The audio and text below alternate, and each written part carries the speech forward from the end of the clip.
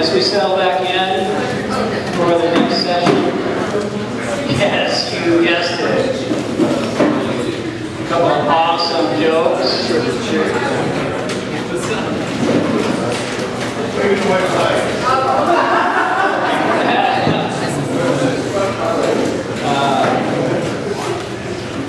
Let's see, where do pirates keep their cookies? In a jar. In a jar. Similarly, how did a pirate become a lawyer? The bar. He passed the bar. What kind of socks does a pirate wear? Arg.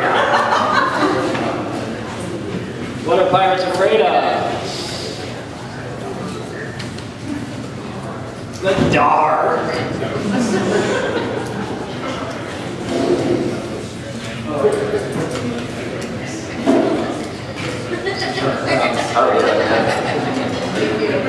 Did anybody celebrate Talk Like a Pirate Day yesterday?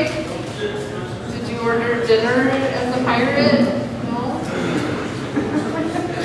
Just drank a lot of rum. Did anybody drink a lot of rum last night? Captain. Alright. So, we are here for letting know we're for you. You guys excited to learn the most versatile word in the English language? No? I mean, I'm proud of you already. Alright. So, in case you don't know us already, I'm Teresa Krupicka. I'm the Scrum Master here at LNK, and I'm Brett Bushman. I'm one of our Agile coaches. Been here for 5 years. How long have you been here? 2.5. 2.5. Apparently, Nice. though, it feels like longer to some people. Nice. So how many of you here feel comfortable saying no? We have Rodney, we have no. How many of you would wish you could say no more often? Quite a few. How many of you are comfortable with having people say no to you? That like it when people tell you no? Okay. Right.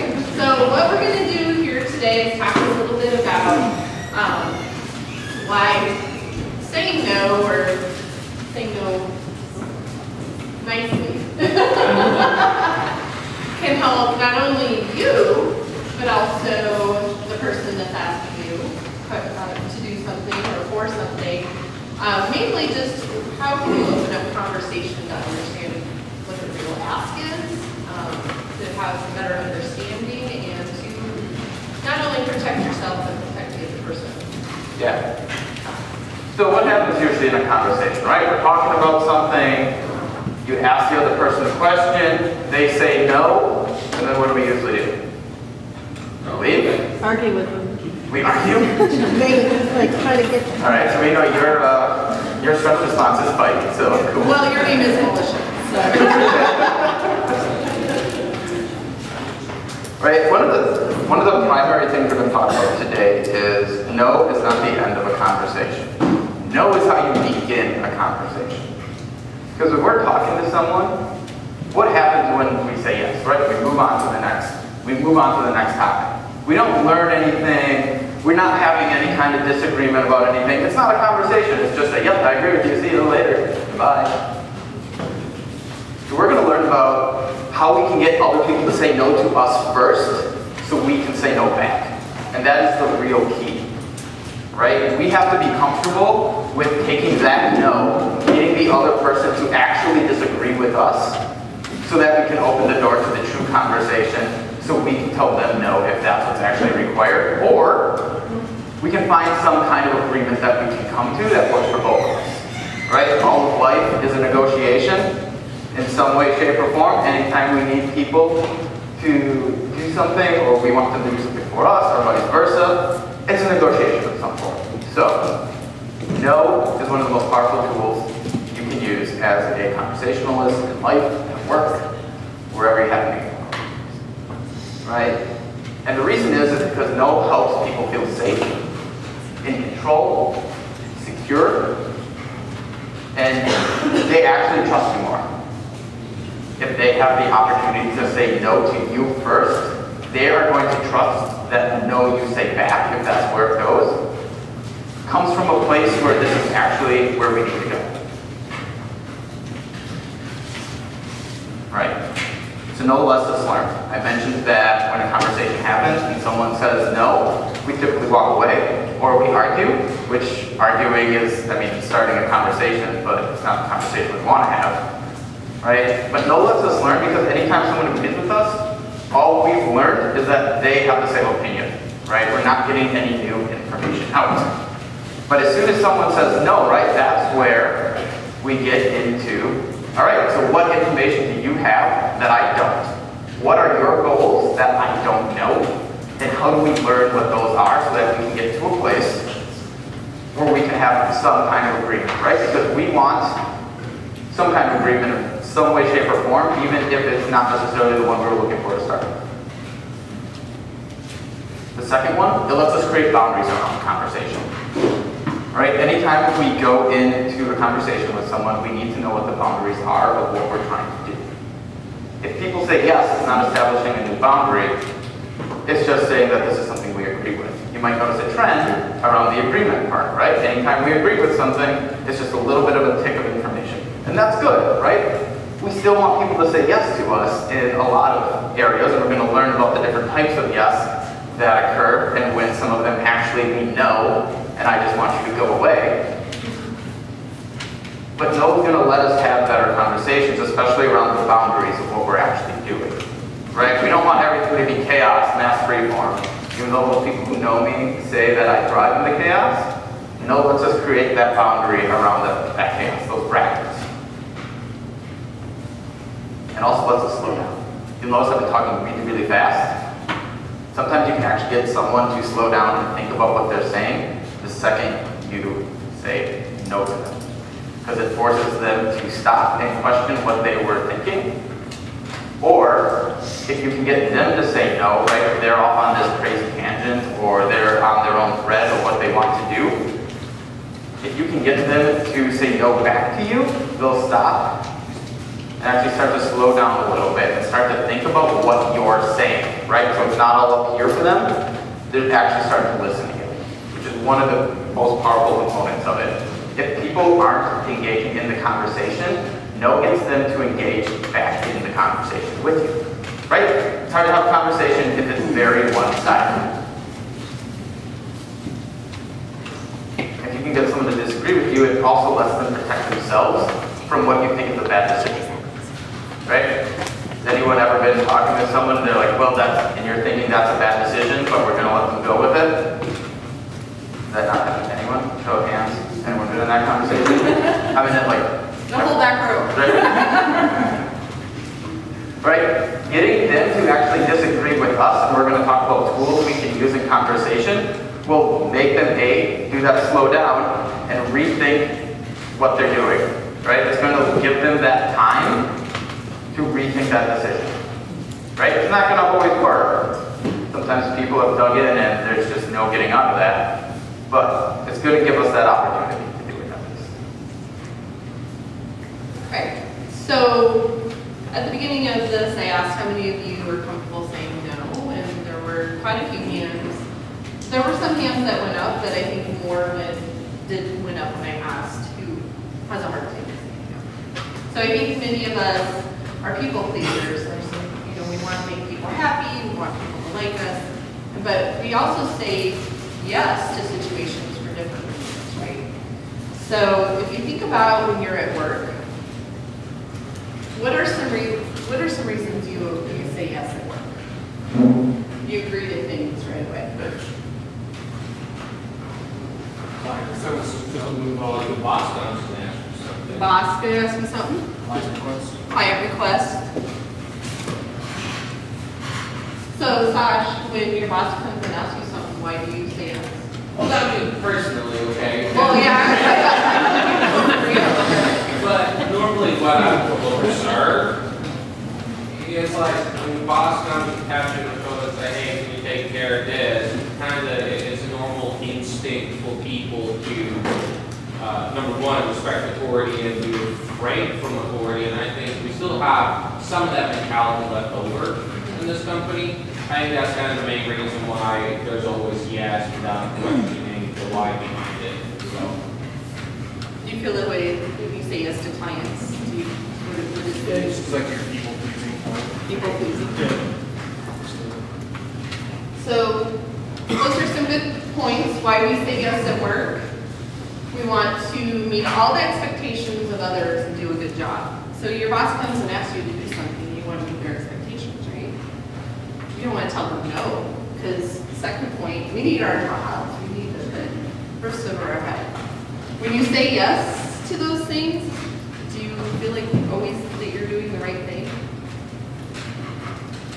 Nathan's like, no. Depends on how you're saying yes. Are you saying yes just to say yes to please them, or are you saying yes to the following? So Cody said, are you saying yes to please them, or are you saying yes to? With a follow-up question. With a follow-up question. Yes, but, right. Nathan, as a manager, how would you feel if people said no? I'm actually okay with it. I'm totally fine with people saying no as long as there's a legitimate reason. No, I just don't feel like it. No, I've got higher priority work and help me understand where that fits in. Totally acceptable. So, Nathan's team, did you all hear that? All right, so some other situations we might say yes. In our personal relationships, your loved one, your friends, they come to you and ask you to do something or ask you to participate. Why would you say yes? There are consequences if you say no. Oh, like to your spouse? Because you're evaluating them over yourself. How you evaluate yourself? In some Oh, sorry, Go ahead. just a second. I tell myself no all the time, but it's okay. You get tired of telling him no? Yeah. Steve's telling his child no all the time. Part of the session is to bring out your inner 2-year-old. No. Does she tell you no all the time? Yeah. Melissa? in some situations, I have 5 sister-in-laws, so I need their help at some point. So if I can actually help them at the time, then I feel like I have to reciprocate when they help me. Right. So I can't say no because they may say no to me next time. Yeah. You're like, I might need that favor. Yeah. So some other, you guys all hit on some really great points. But relationships are important to us. We want the people around us to know they can depend on us. To Melissa's point, we want to keep those relationships healthy. We want them in our lives, but sometimes we feel like we have to say yes to keep them happy, right? You saw it for Steve telling his daughter no. And kids are a whole different audience. So in general, are there other situations that we haven't talked about already as to why you say yes? Marcy? Sometimes I say yes, and just as a response before I really thought it through, and then I go, wait, why did I say that? I didn't really know. So it's an automatic response. We just say it because we're used to saying yes, right? So we don't even think about what that might do to us. Like, how much time commitment is that going to take? What are the expectations of that yes? So in general, we want to please others. We also we fear being disliked and rejected in general from others.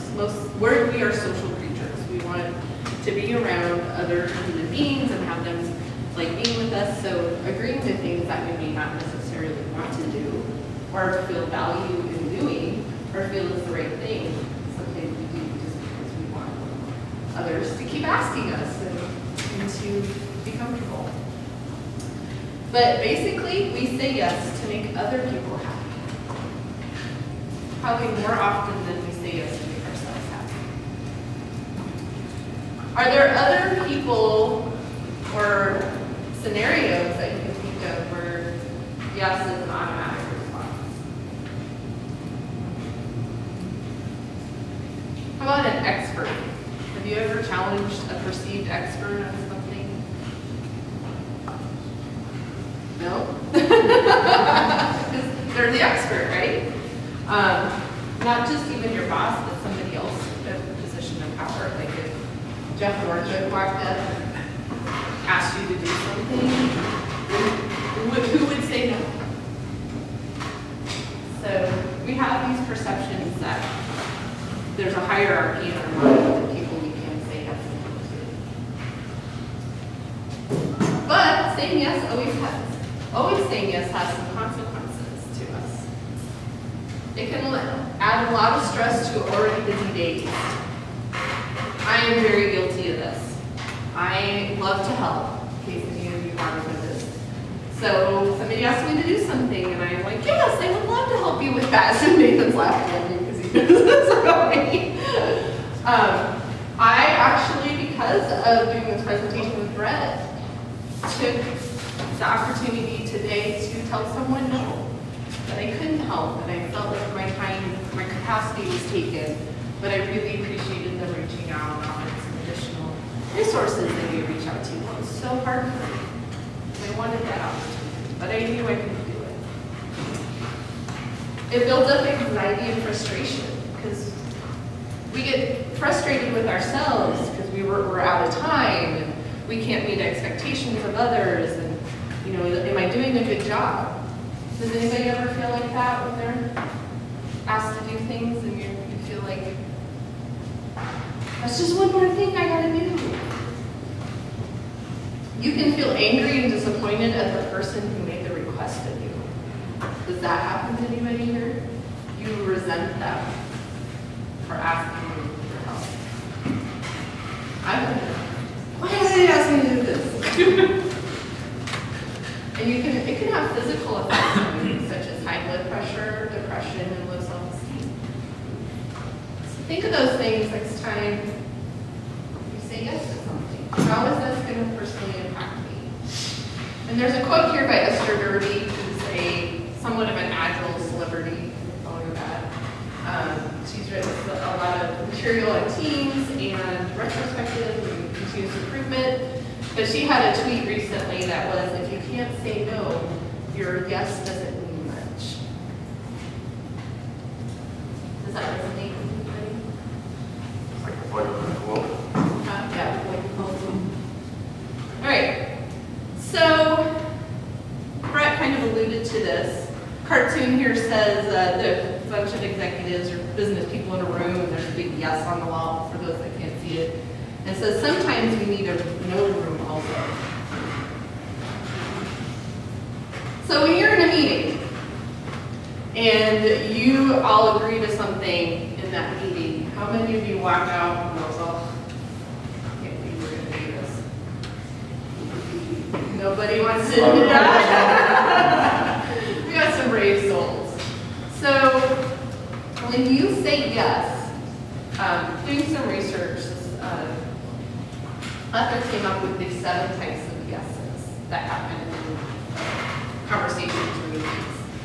So you think of your fist of 5 in your teams. If you use fist of 5, 5, I'm all in. 3, I'm neutral. I can go either way. Thinking less than 3 is we need to talk about it. This kind of goes along with that.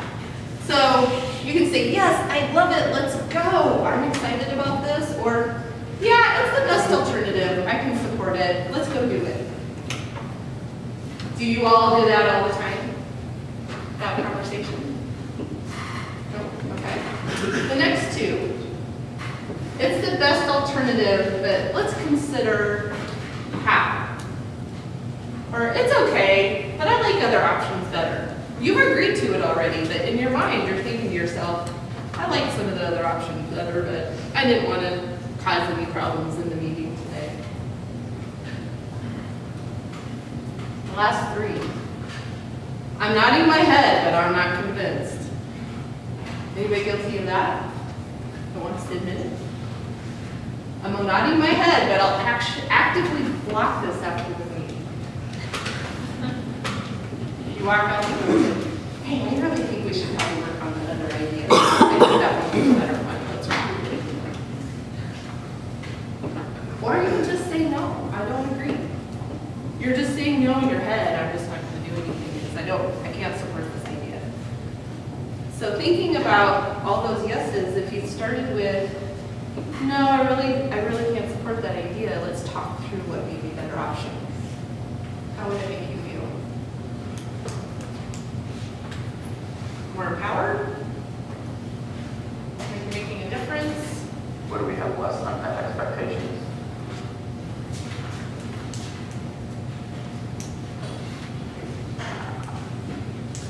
Okay. So that's a lot of why, right? Why we want to say no, why we want other people to say no to you.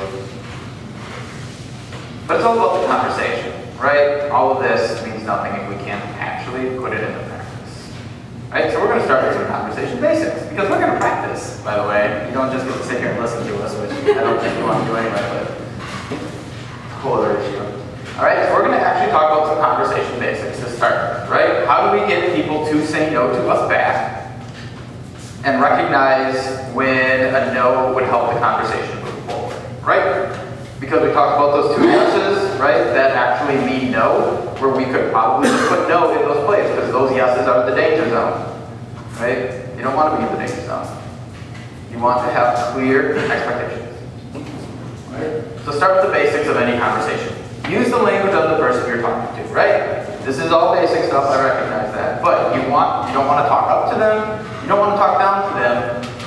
But if they're not technical, you don't use technical jargon. You try to put it in a language they understand, right? It's just going to move the conversation forward, right? If you do have to use an acronym, make sure you explain it. Make sure it's not all acronyms, right? You don't want gamer speak here. GG. Yeah, don't say GG when you want to say good game unless you're actively trying to mess with it. Which is what I do. Your goal in a conversation isn't to win or score imaginary internet points, right? Don't be Facebook, right? Our goal isn't to just throw facts at them and beat them over the head with it. This isn't a college debate. It's not Facebook. We want to get to a shared set of understanding, right? Which is why all Facebook conversations are terrible, because everyone just wants to win with, imaginary who's won points. Everything's made up, no points don't matter. And then ask a lot of questions. We're going to ask a lot of what, a lot of how, a lot of why. No means nothing without the follow-up. And you want the other person to ask you a lot of questions as well. At some point, we do need to get to a spot where we can agree with what we actually want to go forward with. Right? Something that works, hopefully, for everyone. Or is the least terrible alternative. Right? So we do want to get to that yes eventually. But if you want to avoid those yes, I'm nodding my head, but I'm not convinced, or yes, I'm actively going to block it, you have to give them the opportunity to disagree with you first, right? So they can have that safety, that security, that control, so they feel like they're in control of the conversation, right? It doesn't really matter what power dynamic is on the other side if you can enable that kind of conversation. So, first technique we're going to talk about specifically around this is called labeling. Labeling is a technique where you simply just state back to them what you're hearing from them. It sounds like this is where you want to go. It sounds like this is what you want to do. It's a yes or no question, and it's going to enable us to ask the what and the how and the why behind it, but this is just going to put that out there to say, is this actually what you mean, right? So it's going to make sure we're all on the same page, but it's the first opportunity to really disagree. No, that's not what I meant at all. Okay, cool, what did you mean, right? How many times has someone said this whole long thing to us and we're sitting there going, I only paid attention to half of that. I saw your mouth moving a lot, but I was thinking about the lights in the ceiling, right? This is going to allow us to state back what we're hearing to them, and A, it makes them think that we're engaged in the conversation, right? Hopefully we are engaged in the conversation. But it's going to make sure we're all on the same page, right? There's no unmet expectations in our conversation. If you recognize the person on the other side of you, however, isn't paying attention, and they are paying attention to the lights in the ceiling, mislabeling what you understand them to be will get them back into the conversation, right? Because if our goal is to have everyone on the same page, come to an agreement that works with everything, mislabeling it so they have to say no back was, but no, that's not what I meant at all, right? So it sounds like this, and then just, tweak the facts a little bit. It's not underhanded, it's just a way to get them back into the conversation, because then we'll actually talk about it. I know it sounds underhanded, right? I can see that in some people's faces. What are you talking about, dude? You're telling us to lie? No, I'm not telling you to lie. I'm just telling you to get them back into the conversation so you can go on with it. You don't want to mislabel after that unless they just like throw their hands up in the air. Right? It's an art form, and it takes practice. Right? But then they have to restate it back to us. And then we can say, oh, okay, so what you're actually saying is this. All right, cool. How do we actually do that then, right? Then we can get into the how, then we can get into the what. Then we can get into if there's anything under the surface. All it's going to enable us to do is to actually have good conversations instead of, yep, see ya, later, mic drop, boom, out. Next one, extreme questioning, right? Sometimes people just won't listen. This is like the nuclear option, right? Do you want this project to fail? And if they say yes, that's information you also want to have, right? Do you want this project to fail? Yes? Okay, well I guess I'm done then. Right, we're done here. Right, but if they say no, right, do you want this project to fail? No. Usually you get an excuse back. Or not even an excuse, but you get the reasoning behind. Oh, I've just been super busy. Right, I just haven't had time to look at all this other stuff going. Okay, cool, how can I help? Right, then we can have a conversation that gets us to our shared goal. Right, so it gives them that opportunity to say no, and then the opportunity to protect themselves immediately afterwards, right? So they feel like they're a conversation partner and we're not actively against them. It works, it seems rude, but I'd say it's worse to go 3 months without not knowing what's going on. Right? Do you care about what I do here? Right? Or do you not care? TPS report done? Can you give some context to this? This is sort of assuming that we're inside of a project already. Yeah, this is just an example question that you could use like, I don't think of another context. Product side of things, oftentimes it's somebody's wanting something or trying to value this other thing. So, like, are you willing to sacrifice X? Yeah. Or something like that, something similar. Yeah. Do you not want this feature? Right? No, you don't want this feature? Okay, cool. We're gonna stop working on it then. Yeah. So very similar thing. You could probably use it for prioritization too. Like, well, do you not want this then? Or, like, we have to have a conversation about what you really want. Because if we do this, then you do this. From a political standpoint, one of the things this is done intentionally is in legislation where a constituent will come to a representative and say, I want this bill, and they'll say, okay, we'll introduce it, and then they basically kind of introduce it with the intent of, I said I'd introduce it, but they want it long. Now, and projects do the same thing. Do you want this law to fail? It happens. Yeah. Oh yeah. Oh, politics is a whole other thing. We could have a 2-day session just talking about There's a politics. little bit of overlap. Yeah. Projects we go through that are very similar way. Yeah, absolutely. All right. Do people feel comfortable with that? You're going to feel uncomfortable, by the way, the first few times you use some of these techniques. Maybe not the labeling as much. That was a pretty easy, quick win, right? You can use that in everyday conversation. That's usually how I figure out what my wife actually wants me to do on a weekend. Right? So it sounds like this is what you really want me to do. No, I need you to do these other things. Okay, cool. That's what I'm going to do then. Right? Good in your personal lives too. Right? Do you want the grass to be 6 inches high? Because that's what you're going to get. I think when I hear that one, the labeling and this labeling, I know we have a lot of product owners in here. When you're looking for that acceptance criteria, and kind of repeating back, like, well, this is what I understand you want, and how you want it to work, and what it should look like instead. I think that would be a great technique when you're trying to clarify what, and to Brandon's point, what a client really is asking for. If we say automatically, yes, we'll do it, we may never really understand exactly what their problem is they're trying to solve. And we're taking it at face value. So that labeling and mislabeling can kind of be handy in getting to the root of what the need is. Why not just be honest about any clarification? The mislabeling I've seen done several times, where it's really hard to tell, are you trying for more information, or are you trying to morph this into a different? Or are you presenting this and trying to morph it in a different direction because you don't know what you're doing, or are you legitimately trying to clarify something? It's really hard to tell. I will just say that maybe what your intent is going into that conversation. Are you trying to derail them from that, or are you trying to get to the root cause? No, I mean, that's what, as a person, we're sitting having that happen. Where you hear something, paragraph, this is what I hear you saying, and they're not, and they're saying something different. How do you distinguish? Or how do you, would it be easier for them to just simply say, I don't agree, this makes it removable? Or what advantage does that have? That seems very passive aggressive to me to misrepresent something when you're trying to clarify instead of just saying clarify. That's, I mean, I have a hard time understanding why I'm the recipient, you can tell if they actually ask for more information afterwards if you say no, right? That's not what I want at all, versus trying to morph it. But the reason you do it is just to trick people's brains, admittedly. It's just to kickstart their brain and to make them, get them slightly uncomfortable to start with for a second. It's not something you want to use all the time.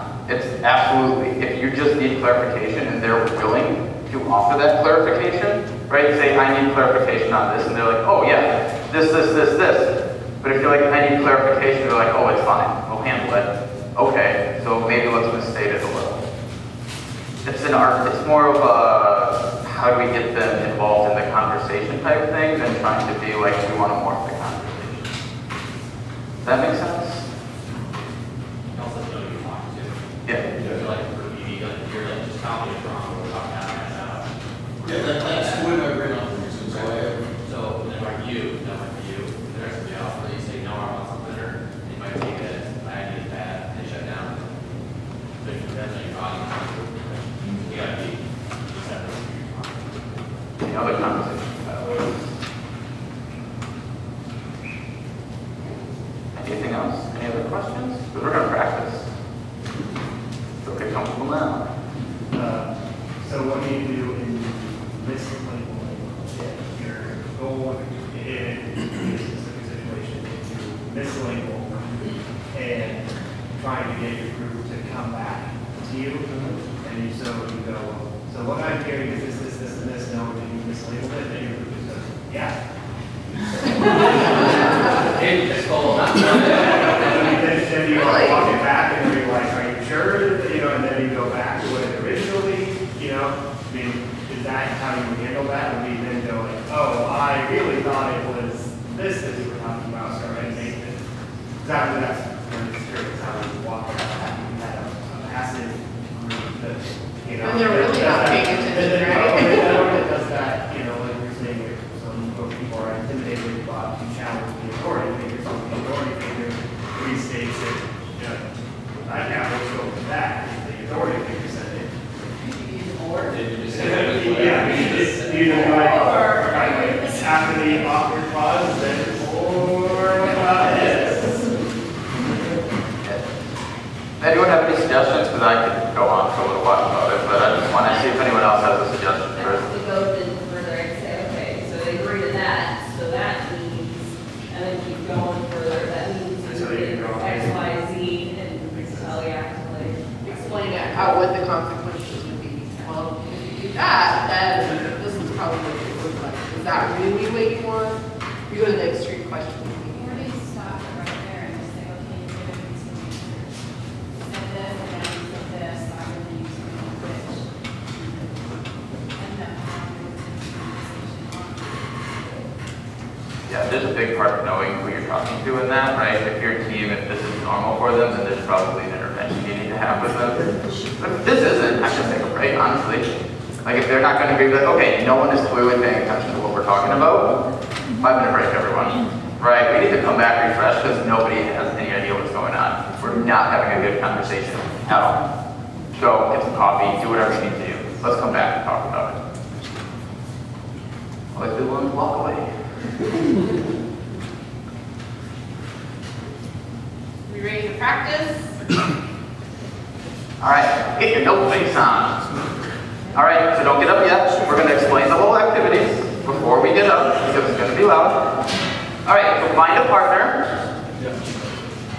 I want each person to think of a time/conversation, right, either or, where it did not go the way you were hoping, right? You had a conversation, the other person just kind of railroaded you out of there, right? They said yes, and then they didn't follow up. There was no any of that. Think of a time where that happened, where no could have helped the conversation move along, right? We all had our hands up at some point about conversations they had, things they agreed to, things other people agreed to. So I know everyone has at least one thing in mind, right, where no would have moved that conversation along. So I want you to get with your partner and then take turns, briefly describe the scenario with your conversation partner, right? I know everybody hates role-playing, but if you want to have a good conversation, sometimes you need to practice. Sometimes you need someone to help you with it before you have the conversation. Or even if you have a conversation coming up, you know. Right? Practice how we could use no more effectively in that conversation to get the other person on board with it. Right? So how could no change that conversation? And take 4 minutes to practice that. Right? It doesn't have to be super in-depth, but just practice some of those skills around labeling, mislabeling.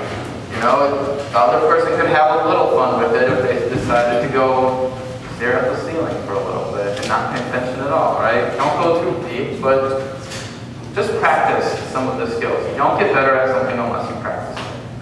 All right, is that clear? Do we know what we're doing? I'll put 4 minutes on the clock. At 4 minutes, we'll switch conversation partners and the other person will have a chance to describe their scenario and then practice their conversation. All right, are we all on board with this? It's okay to say no. This is a safe space. But do we understand? Yeah. Oh, one question. So you describe the situation and then reenact the situation in conversation with a partner? Reenact it, hopefully using no more effectively. Then using no, or do you use no? Yes. However, you could, if you're going to practice a conversation, right, you want to make the conversation better, right? So this is your scenario. How can you use no more effectively to move that conversation along? So if they say no to you, right, respond appropriately. If they misunderstand it, say it back, right? Or get them to say no to you. All right, we good? We all understand? Any more questions? No? All right, 4 minutes is on the clock right now. Actually, find a partner.